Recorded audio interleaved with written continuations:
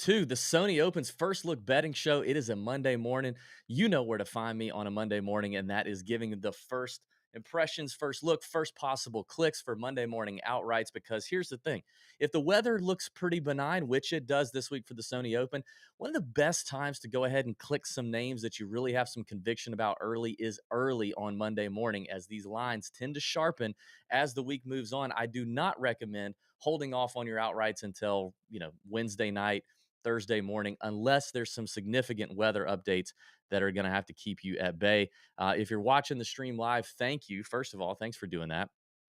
Give me a shout. What up, Steve Dubb? He's my shopper. He's my guy. Helps me find some of these lines on other books. If you're not familiar, if this is your first time watching this video, it was one of my more popular videos or pieces of content in 2022. We found a lot of winners in this video. We found a lot of winners at better numbers in this video. They tended to shorten, as I mentioned earlier. So I'm ready to get into it for 2023. However, there's some things you need to know. Here's what we're going to do.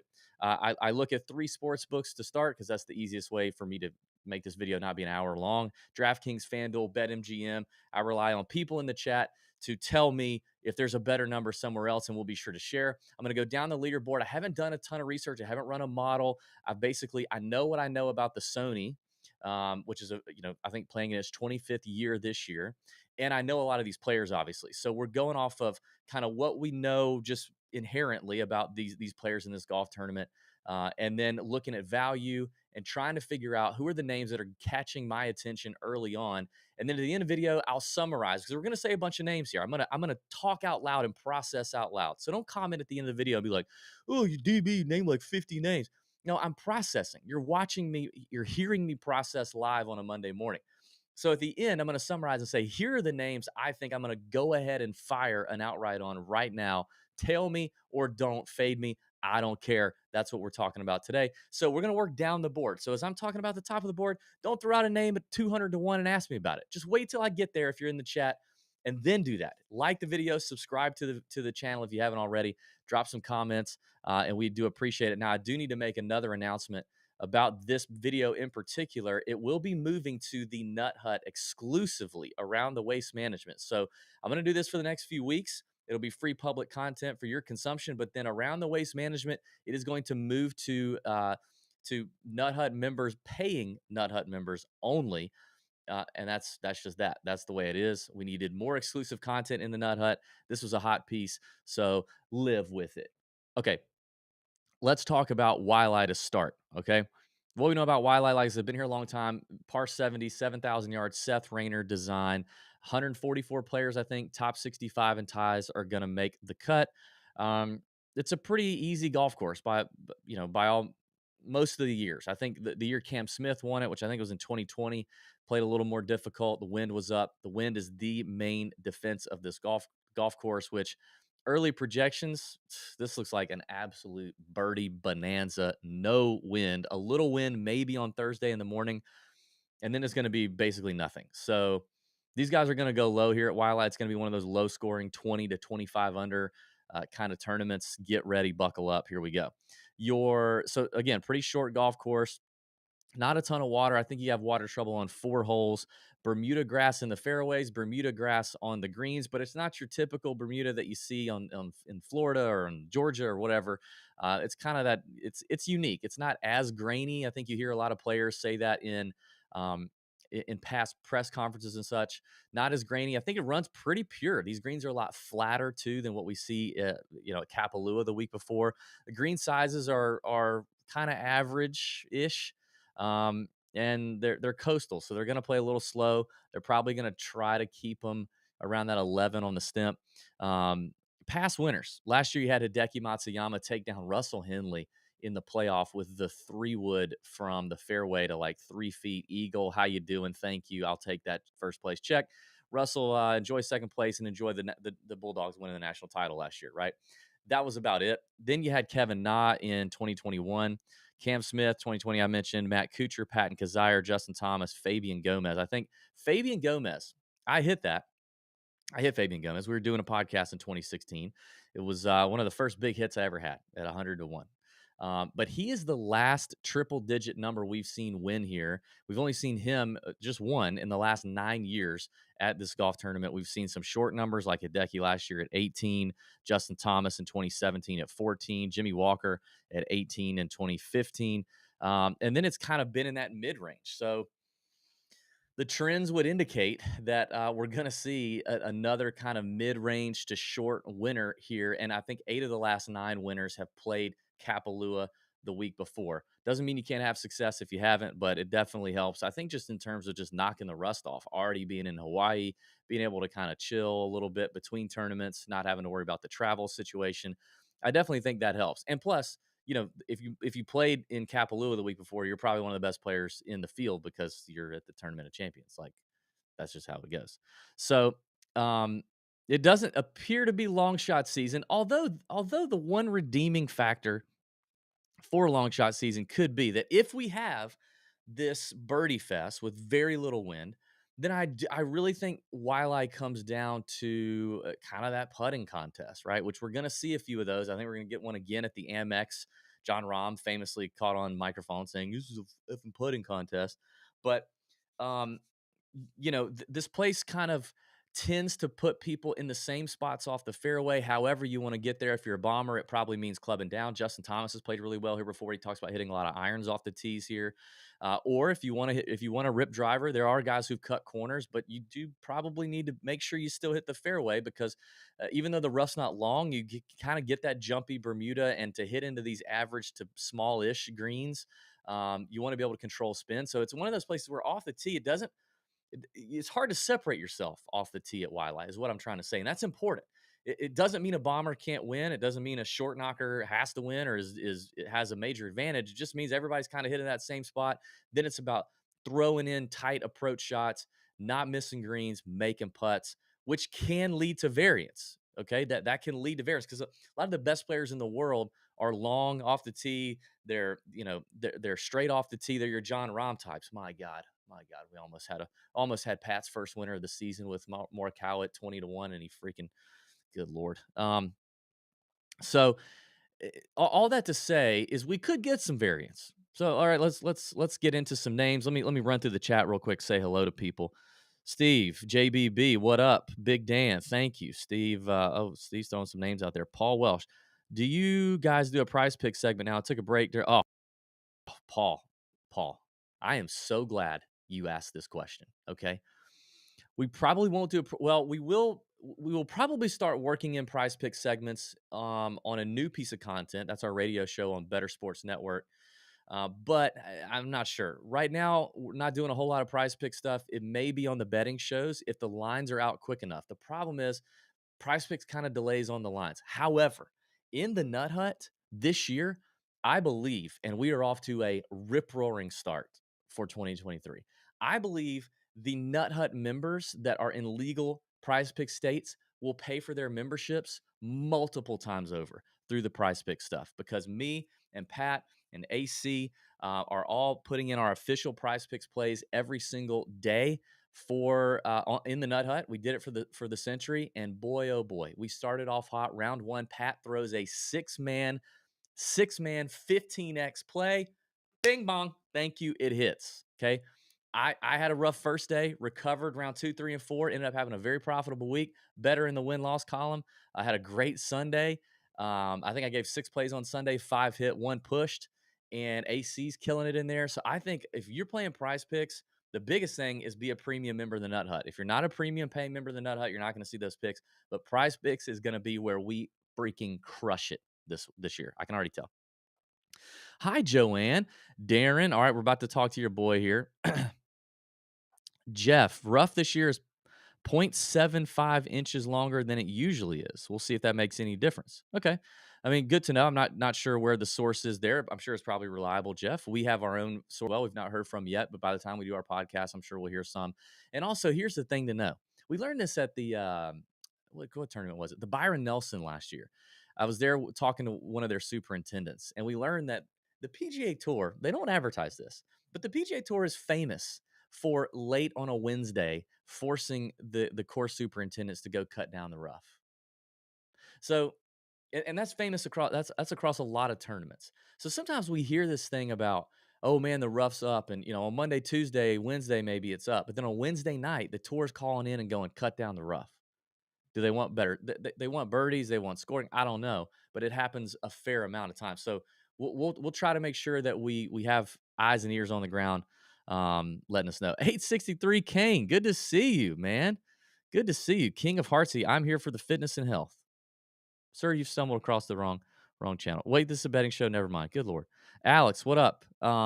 Jeff, Andy likes preview mention. Okay, cool. I mean, they may be true. That's a great source. May be true, but just to let you know, those boys they can call them down to get cut pretty quickly. Although I still think either way, like even when the rough was short, I don't think we saw a whole lot of bombers just disregard the rough there because it is harder to come out of the rough in grainy Bermuda and hit into these smaller average size greens, right? So that's all. Oh, King of Heartsy, my category is jacked up. Dadgummit. What the hell is going on? We're a terrible operation. All right, I'm 11 minutes in. I've not talked about a name. Let's go. Here we go. Top of the board. Um, shoot, man, I'm already seeing names shorter than when I literally opened this page 10 minutes ago. Tom Kim, Sung J M. I really think that's a scary combo right there. As I mentioned, 8 of the last 9 winners, I believe, played the Tournament of Champions the week before, and so we've got Tom Kim and Sung Jae kind of starting it off. I count. Let me see who I count. So here's who I see in the field right now who played the Tournament of Champions: Kim, M, Spieth, Hideki, Henley, Connors, Harmon, Hoagie, Bradley, Scott, KH Lee, Spawn, Poston, Hughes, Svensson, Reevy, Ramey, Brim. So 8 out of the last 9 times, if the trend stays true, one of those guys is your winner. Tom Kim, Sung Jae, I mean, Tom played great. Sung Jae played great. Both of these guys appear to just ready to roll. This will be Tom's first time at Waialae. Sung Jae's played it a handful of times, never really done spectacular. Um, so hopefully we can dodge those guys because I don't want to bet those numbers in this tournament with some variance. We're going to variance. So we're going to skip that. This is DB, right? This is not Pat. I'm not going to bet short numbers. Get off me. It's not happening. So the next name that kind of draws my attention, I this is kind of crazy. I Russell Henley is a little bit attractive to me at 22-1. And I'm trying not to think about the number because if I think about the number too much, I don't want to do it. But you're the dogs, Georgia Bulldog. Dogs are playing the Natty. Russell's played great here. Got a win here years ago. Could have won, should have won, had a big lead going into the back nine last year. Hideki takes him over. He chokes. Um, and got some reps at Kapalua. I don't hate the 22-1 number. I think that's the best number I see on DraftKings for Russell Henley, 22. Also on MGM. Feels kind of icky to bet Russell Henley at 22-1. Again, I'm trying not to. One of the things I'm trying to do this year is not get too caught up in the number. Too caught up. Obviously, we want to bet value. But there were some names last year that I just was like, God, I like the guy. But I didn't bet him because I felt like it should be like 5 clicks more. And I missed out on winners and units as a result. So if I truly think the guy can win, obviously I don't want to get, bent over and get a bad value. So we're wanting value, but if I truly think the guy can win, like I don't want to miss it because I think Russell Henley should be 28-1. Okay. So 22-1, Steve says that's the best he can see. He was 26-1 earlier and he's gone down. So, I mean, that might mean he's catching a little bit of early steam, and I think we should look into that. I think we should probably consider that one. So I'm going to click Russell Henley for now. We'll come back to it. Scrolling down the board, Connors, Hoagie's, famously he's probably headed to LA as we speak for the Natty, as he's the TCU guy. I hate it, but he's going to be very disappointed because Georgia's about to put that ass whooping on TCU. So I hate that for Tom. And I actually think that might be better for Tom because I think if TCU wins somehow, he's gonna be worked up for a couple days. So I don't know. He doesn't catch my eye anyway. Okay, there's a name at 35 to 1 on DraftKings. I don't know where his best number is, but he's at 35 to 1 on DraftKings. Ooh, I gotta and you're probably thinking DB's about to go Keegan Bradley. No, no, I'm not. I'm not. I'm going Keith Mitchell. Keith Mitchell, 35 to 1 on DraftKings, MGM, nope. FanDuel, 37 to 1 on FanDuel. We can get a little bit of a bump there with Keith on FanDuel. He likes this golf course. Keith Mitchell likes this golf course. 7th last year, 14th. Here's what's interesting about him. Did not play Kapalua this year, obviously. But the one year he did play Kapalua in the last 5, he missed the cut. He missed the cut at the Sony. Didn't play Kapalua last year or 2021 or 2019. Finished 7th, 14th, and 16th those years. He's probably going to hit some irons off the tee, club down a little bit, has the putter, that can get it done. And we know he's a winner. We know he can close the door. He hasn't closed the door since the Honda a couple years ago, but I hit him there at the Honda at 150 to 1. He has a special place in my heart. He's a Sea Island Mafia guy. I've hung out with Keith a couple times. Great dude. But I truly think he can be a killer, and that's what we want. We want the killers that can close the door for an outright. All right. So Darren agrees with me. Agreed. Keith Walker, best price, 35 to 1 here in the UK. So you can get him at, like I said, you get a couple bumps extra right now on FanDuel at 37 if you want it. So I do think I'm clicking that one for now. Let's keep working down the board. Siwoo's here, but I'm not betting him. Siwoo's here, but I'm not betting you. Siwoo. I love you though. Love you. Not betting you. Okay. JJ Spawn. 40 to 1 on DraftKings. Where's Spawn? 40 to 1 on FanDuel. Does it feel like JJ kind of got a little bit of the big dick energy right now? Like JJ, journeyman on tour, couldn't close the door, couldn't win, finally wins. And then, I mean, really, hasn't he kind of let me pull him up here. 15th at the RSM, 15th at Mayakoba. So he gets that dub, goes to the Masters, finishes 23rd in his first Masters. Pretty cool. 8th at the Rocket Mortgage. 15th at Shriners, 25th at Zozo. That's a good one. 15th Worldwide Technology, 15th RSM, 5th at the Century. Like JJ might, I mean, has he kind of turned a corner? I don't know. He seems like the putters maybe doing a little bit better for him lately. He might have gained a little bit off the tee here. I don't know, but JJ is interesting to me. What's he done here? He sucked here. Okay. So that's kind of going to be one of the issues is he's been terrible here. But again, it feels like it's this case of a different player after that win. These guys get that win and then it feels like kind of they turn a corner. So I'm going to click it for now. I'm not super sold on it, but 40 to 1, he fits the Kapalua trend. I don't hate it. No. Andrew Putnam at 50 to 1. A few guys right here in the DraftKings 50 range. And I see some people in the chat. Let's get to a couple of questions here in the chat. So somebody was asking me about this, or where is it? I like Webb and English at both at 55. Dustin Gilstrap. Are we ready to bet Webb right now? Coming off of kind of the season that he's had, or the last couple, year and a half that he's had where he's really just been terrible. And some of it's been injury, maybe some of it's been distance chasing. I don't know if he's done any of that. I'm sure Dustin's attracted to the record at Sony, which is quite remarkable.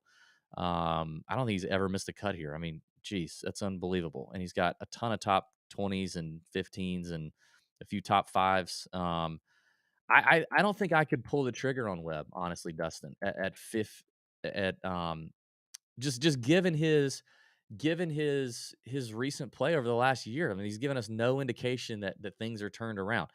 Could he have turned it around in the offseason? Absolutely, but I don't see it. Now, English is a guy that I was kind of bullish on in the fall when he came back from his injury, just kind of believing that maybe he picks up and like gets that momentum that he had in late 2021 when he was playing so well. We haven't quite seen it, but I think we're seeing signs of it. I really do. I think we're seeing signs of it. Obviously, he's a really good putter. He's played this place really well in the past. So we last saw him at the RSM Classic, finished 29th. I could be talked into English. I really could. What's the best number on Harris English? So 55 on DraftKings. I could kind of be talked into it. At the end of the day, am I going to click him? I'm not. Am I going to click him now? I'm not sure, but I could be talked into it. 55 on DraftKings and MGM. So that's yeah. Okay, but there was a couple other names here that were kind of catching my eye. Andrew Putnam catches my eye. I cannot believe how much we've talked about Andrew Putnam in the last 6 months, but the dude is playing. He's playing right now. Fifth at the FedEx St. Jude in the playoff event. Stack field. Runner up at the Zozo. Pretty good field. He is really clicking. The putter is rolling. I really like him. So kind of a hit or miss play at the Sony, but did have a runner up in 2019. I got to be honest. I'm clicking Andrew Putnam. I just am 55 to 1 on FanDuel for Putnam. Says Steve. Thank you. I am clicking that. In fact, I can tell you right now, he will be a finalist that I'm clicking. Oh, I think I skipped a name that I was kind of wanting to look at. Yeah, I did. I wanted to look at Cam Davis, guys. I wanted to look at Cam Davis. 40 to 1 on MGM appears to be the best number for him. First tournament that we're seeing Cam Davis this year. Finished ninth here in 2020. A couple top 30s ish after that. We last saw him at the CJ Cup, so we haven't seen him in a while, which I don't love that. But let's see. Here he's gained strokes off the tee as he usually does. Gained strokes around the green. Hasn't putted all that great here, but I don't know. I like the. I'm very bullish on his season in general. So 40 to 1 is enticing to me for Cam Davis in that spot. Okay, Putnam. I wanted to mention Alex Smalley. I think we have to talk about. You know who I don't want in here is Denny McCarthy. Denny McCarthy. Ah, I love Denny McCarthy. Everybody loves Denny McCarthy. Denny. Great guy. Great guy. Probably gonna have him on the show. But I mean, Denny, like, get in contention. Just just get there. Get there one time. I feel like Denny is like so beloved in certain circles of the DFS space, especially. I know this is a betting show, but he's just so beloved. And I think he just is it just me or is he like a little overhyped? I don't know. Maybe drop that in the comments. Is Denny worth all the hype? Because like yeah, he's got some top tens, but it feels like he kind of backdoors them. It feels like he rarely is ever like truly in the hunt, and we feel like, oh God, Denny's got the lead or late on a Sunday or has a chance to win. It just doesn't feel like that. He's never had even a runner up on the PJ Tour, and he's been on tour for forever. There's 134 log tournaments for Denny McCarthy. It's like he's one of those guys I don't feel like people should continue to fire units on in the betting space until we see him get close. Just get close. But he's not close. So I'm not there. Um, I would rather take a look at 55 to 1 Alex Smalley, the young gun, okay, who had a tremendous fall, felt like he was very close in the fall. He's played here one time, missed the cut, don't care. First time, I don't care. Fifth at the RSM, fourth at the Houston, 11th at the Butterfield. Like Alex Smalley feels like a guy who knocking on the door. Gain strokes here last year with approach in the 2 rounds, but then missed the cut. I like Alex Smalley. I just do. Um, so I think Smalley is one. Where's his best number? Looks like it might be DraftKings at 55 to 1. So I'm interested in Smalley. JT Post, I'm interested in 55 to 1 on DraftKings. So here is 50 to 1 on FanDuel. Where's he at? Ooh, JT 66 to 1 on MGM. I'll take that. And listen, with a guy like JT Poston, again, over a guy like Denny McCarthy, you have a guy who's won. You have a guy who has closed the door late in tournaments, you know, when the pressure's on, should have beat freaking Seamus Power.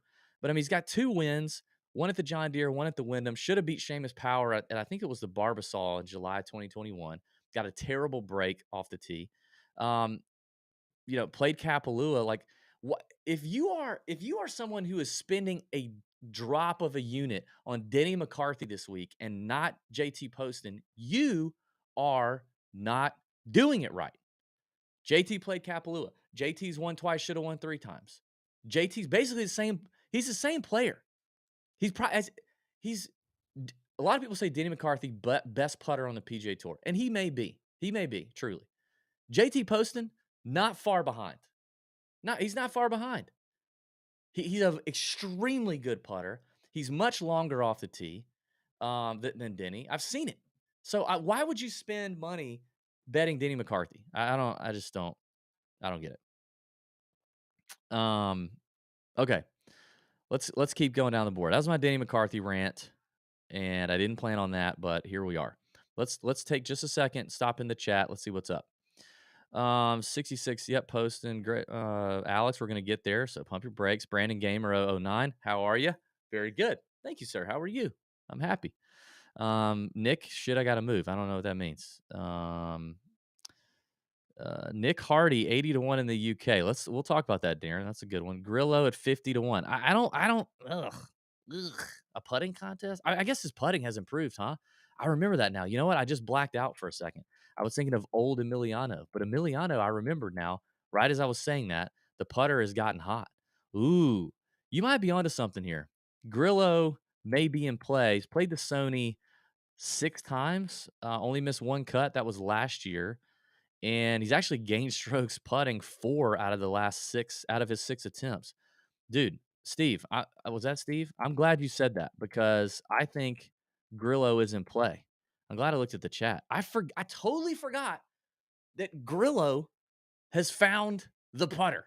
Like, he may have really found it. If you look at how he ended last year, he went on quite the putting run from, from like July through the fall season, quite the run. I do like Grillo. All right, what's the best number? Okay, it's 50 to 1 everywhere. Grillo, 50 to 1. All right. So I'm gonna click Grillo. I like that. Um uh, Somebody asked me about Nick Hardy. So we interviewed Nick Hardy in the fall. If you haven't watched it, I don't know what you're doing. You really need to watch it. It's a great interview. Nick was great. And I don't get the sense that Nick is going to like a golf course like this. And so one of the things we have going in the Nut Hut right now is we're keeping track of all the player interviews and all the intel we pull from these player interviews. Because every one we do, I ask them questions that will help us as bettors. And I remember, so we have this spreadsheet where everybody can see it, so you can reference it. One of the things that I know Nick Hardy, I remember Nick Hardy saying is he prefers golf courses where he can use driver as the weapon that it is, long and straight. He's long and straight. He doesn't spray it and he hits it plenty far. And I think Wileye's going to handcuff him a little bit. He doesn't like the spots where everyone's hitting to the same spot. He doesn't prefer that. He also, I know, likes harder golf courses. We're not going to get that here. So I might wait on Nick Hardy, and I also know that his favorite golf course on tour is coming up, and it's in the spreadsheet, or you can just listen to the interview. So you might want to pay attention to that because it is coming. It's not here, but it's coming. Okay, keep on rocking here. Moving down the board, Nick Hardy. Kirk is interesting. I know he's played here, 80 to 1 on DraftKings. And then we're getting into this range where we have to remind ourselves and this I'm talking to me because DB here, I love to let him hang, drop him out, let him breathe a little bit, let him get a little tickle from the wind and bet big numbers. But like I said, 8 of the last 9 winners or whatever, 9 of the last 10, I don't know. Fabian Gomez, last triple digit winner. It's been a minute. Not likely to happen. So I gotta pace myself right here. I'm talking to me. But as I scroll, as I'm looking, um, Jaeger, no, Lipsky. I kind of like Lipsky, probably more DFS play. Okay, 2 numbers right here on DraftKings that stand out to me: Patton Kizzire, Ben Griffin. Okay, let's talk Patton Kizzire. One here back in 2018, has followed that with a T13 and a T7 in subsequent years. And I know Patton is frustrating. He really is. He's frustrating. He's all over the place. But was glad to see him finish the year decent with a 10th at the Worldwide Technology Open in Mayakoba and a 35th at the RSM. Not terrible. Um, solid record here at the Sony. Definitely likes these greens. I mean, if you look at how he's putted these greens over the last few years, it's insane. Um, so I don't know. I could see getting down with Patton at 130. Is he better? Is there a better number with him anywhere else? I don't think probably not. DraftKings usually when they have these 130 guys, probably probably better. And then the guy right below him, Ben Griffin, which I think somebody in the chat somebody in the chat a minute ago, Aaron, yeah. Okay, so 100 to 1 Aaron, so but he's now 130. So I also talked to Ben Griffin, huge fan of him. Good interview there with Ben. I know he's comfortable on Bermuda, although this isn't like the same Bermuda that he's used to. At least it's not POA, which he said he's very unfamiliar with coming up.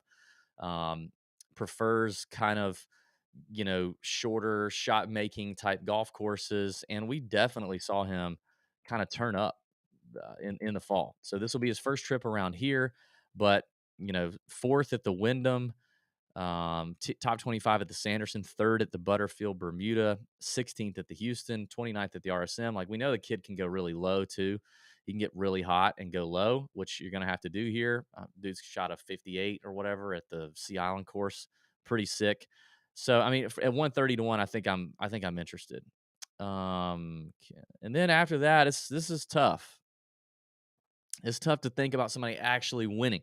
Ton of guys in here that I like for bomb top 20s, DFS. Uh, okay, here's a name. Here's a name I'm gonna throw out there. What do we think of Lucas Glover? 200 to 1 Lucas Glover. And I stop on his name because we know that he's a PGA Tour winner multiple times. He's a major winner. Um, he's won what is it? 3 times? US Open, Wells Fargo, John Deere.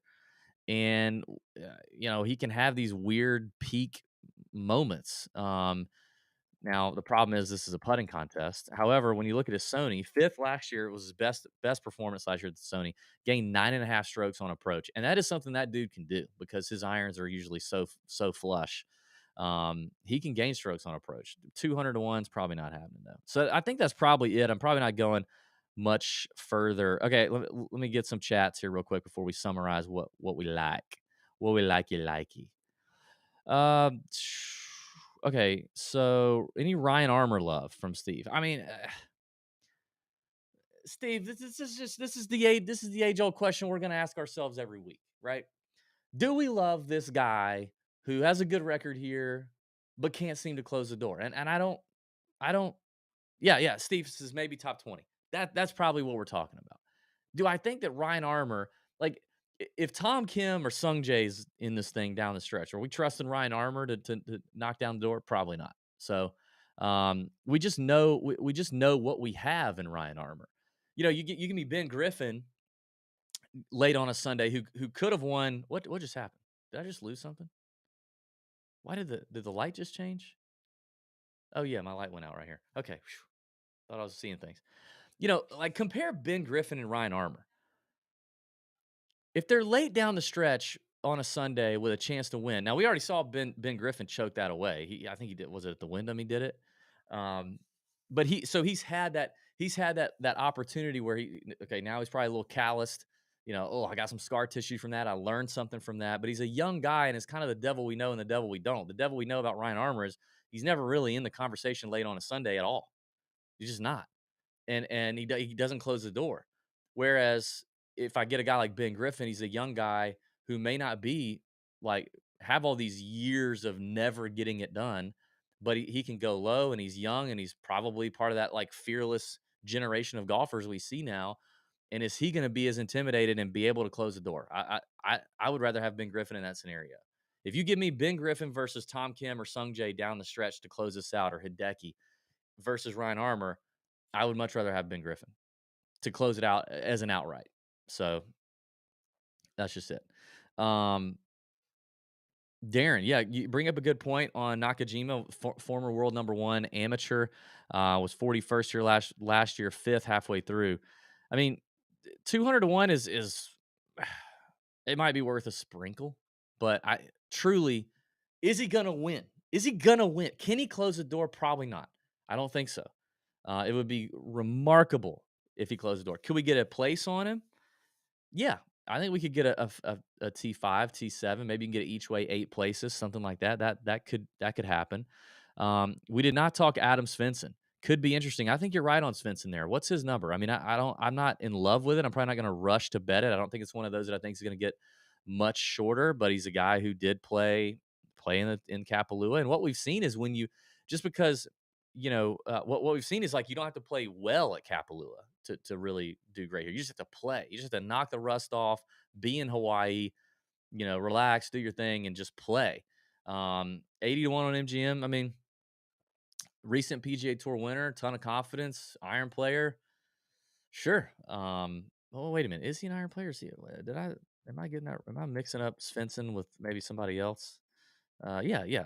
Great iron player. Really solid iron player. Good with the flat stick too. I mean, that's kind of a recipe. You're right. I don't hate it. Seventh last year, 43rd in his first attempt. I don't hate the Svensson play. What did he do? Why was he so? And again, like I said, it doesn't matter really what you did poorly in Kapalua. So what he really sucked at was he lost 2.15 strokes putting per round at Kapalua. That is awful. These greens are nothing like Kapalua though at the Sony. They're nothing like it. Kapalua's greens are tricky. There's a lot of slope. There's some nuance. They're tricky. So I don't know. Svensson could be interesting. All right, let's summarize. Let's summarize who we like here. These are the clicks I've got. At the top, my first click is Russell Henley, good God. 22 to 1. He's already shortened this morning from 26 to 1. I think I'm gonna hit it. I think I'm gonna hit it. I think I'm gonna hit it because, like I said, I don't want to get caught up in the number and the value and going like, oh my God, I can't believe I'm betting Russell Henley at 22 to 1. If in my brain and my balls, I think he can win, then I'm gonna click it. And I think he can. So I think it's a click, 22 to 1. From there, I'm definitely playing Keith Mitchell, 37 to 1 on FanDuel. He is a click. I'm clicking that one. Uh Cam Davis is the one I'm wrestling between, 40 to 1 on MGM. um like, would I rather have Cam Davis at 40 to 1, JJ Spawn at 40 to 1? Actually, I think I'm gonna pass on both for now. I think I'm gonna pass on both for now. Things could change. For right now, first clicks, gotta click them on a Monday. Let's do it. I think I'm gonna pass because I like the 50 to 60, 80 range more. So getting into the 50s, Andrew Putnam at 55 to 1, I'm clicking. That's a click. FanDuel 55 to 1. Emiliano Grillo, FanDuel 50 to 1. That's a click. Hitting that one. Alex Smalley, 55 to 1, DraftKings, clicking that one. And JT Poston, 66 to 1, MGM, clicking that one. I love that little pocket right there. Really, really, really like that pocket. So I'm gonna hit those, and then the rest of them are kind of bombs. Yeah. Then I'm gonna go ahead and click Ben Griffin at 130. I don't know that I'm fully in on Kazire. I think I'm just gonna click Griffin at 130 and be done. I think that's what we're doing. That's it. Those are the clicks. Those are the early clicks, the first clicks for the Sony Open 2023. Official DB's Big Balls betting card drops on Wednesday. Other early leans in the Nut Hut are being posted. Be sure and join the Nut Hut if you've not already. Go to that's our Discord, our private Discord server. Realize that there is a free version you can get in. There's a link in this video, but you're missing out a lot.